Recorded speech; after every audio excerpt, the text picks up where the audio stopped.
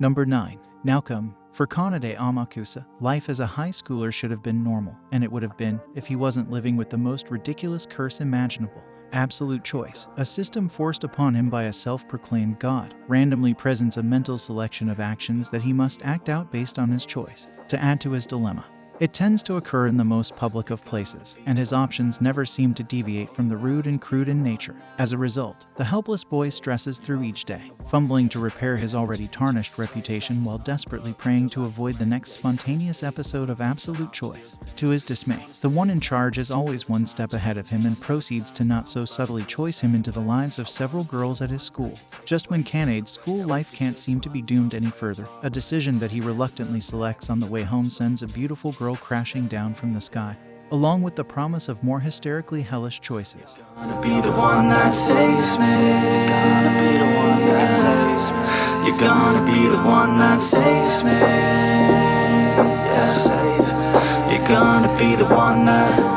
Oh, you have to be the one that saves me. And I wanna feel love. Number 8. Protective charm Himari. After the death of his parents, Yuto Omikawa lives a pretty ordinary life in the city. The only problem he has to worry about while attending school alongside Rinko, his next-door neighbor, is his cat allergies. That all changes on his 16th birthday, when an Ayakashi, a supernatural creature, attacks him for the sins of his ancestors. Luckily, he is saved by Himari, a mysterious cat woman with a sword, who explains that Yuto is the scion of a family of demon slayers, and she is there to protect him now that the charm that kept him hidden from the supernatural forces of the world has lost its power. Yeah, save.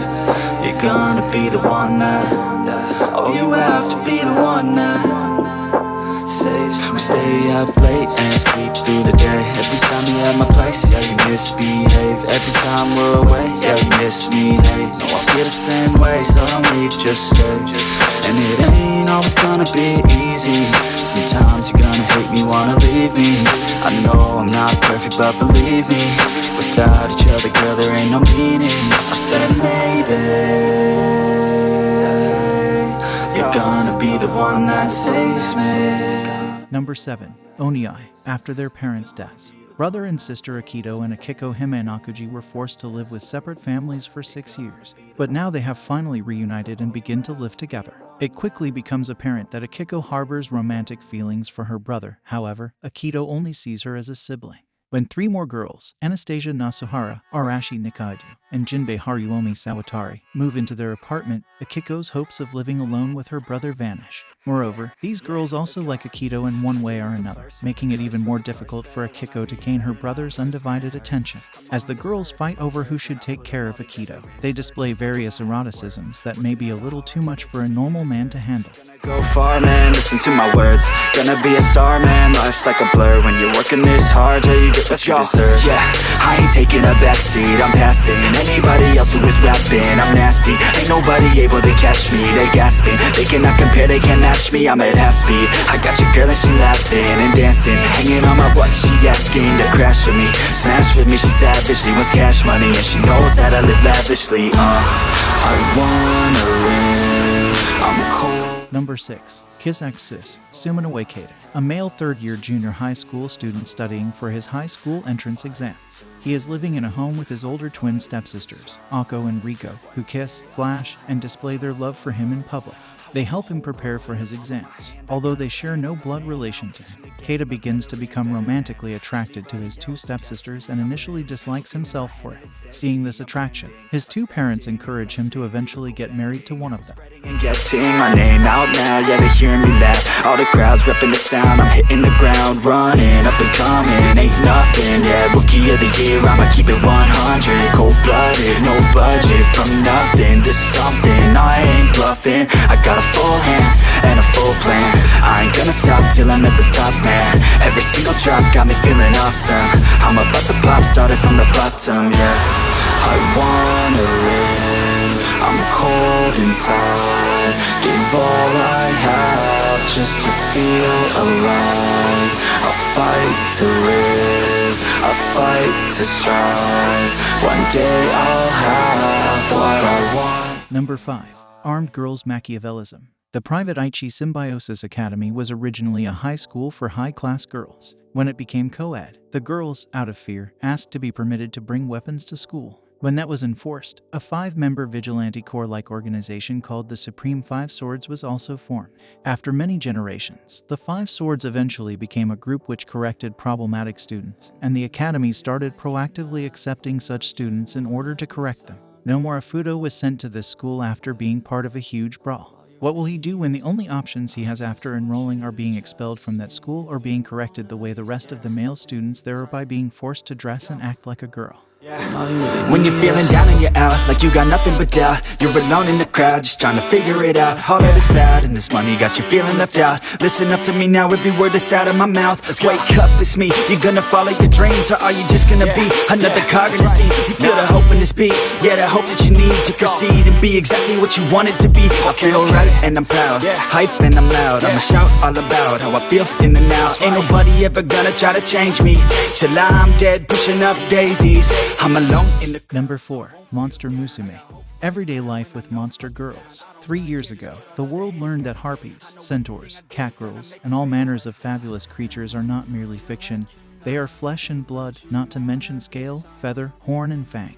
Thanks to the Cultural Exchange Between Species Act, these once mythical creatures have assimilated into society, or at least they are trying. When a hapless human teenager named Kurusu Kimihito is inducted as a volunteer into the government exchange program, his world is turned upside down.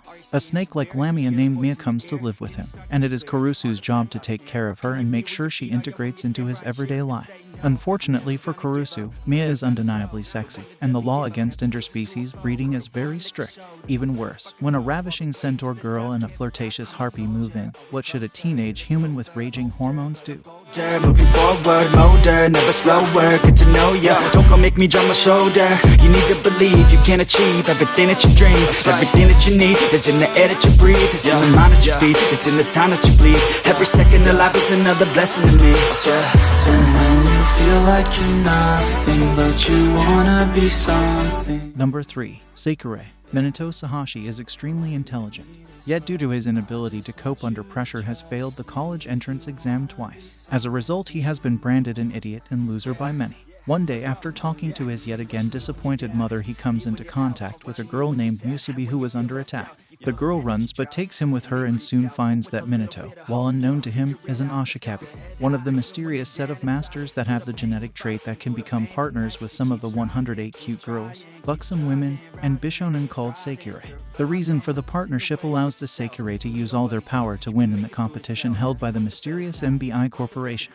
If you fail, you'll be fine, get back up to the grind and never lose sight of your mission. Be driven, this life is a prison if you don't have vision. You're in it to win it, so get it, don't miss it. Your chances now, so be something somehow. Don't let yourself down.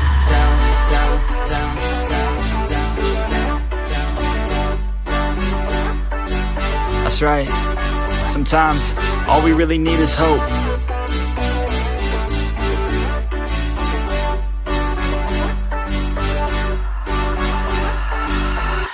Number 2. To Love Ru. Timid 16-year-old Rito Yuki has yet to profess his love to Haruna Shiranji, a classmate and object of his infatuation since junior high. Sadly, his situation becomes even more challenging when one night, a mysterious, stark-naked girl crash lands right on top of a bathing Rito. To add to the confusion, Rito discovers that the girl, Lala Sadalin Deviluk, is the crown princess of an alien empire and has run away from her home. Despite her position as the heiress to the most dominant power in the entire galaxy, Lala is surprisingly more than willing to marry the decidedly average Rito in order to avoid an unwanted political marriage. To Love Ru depicts Rito's daily struggles with the bizarre chaos that begins upon the arrival of Lala, with an ever-growing legion of swooning beauties that continuously foil his attempted confessions to Haruna. Straight to my heart, keep up my guard and always work hard, yeah. It's hard to have faith when you had a taste of this awful place. And if that's the case, you're sitting there sick and tired of the rat race. The fast pace has you thinking it's a bad place. You just wanna blast off into outer space. I get it, trust me, I've been there, just wait. It gets better if you take control of your fate. So stop waiting and get going your own way.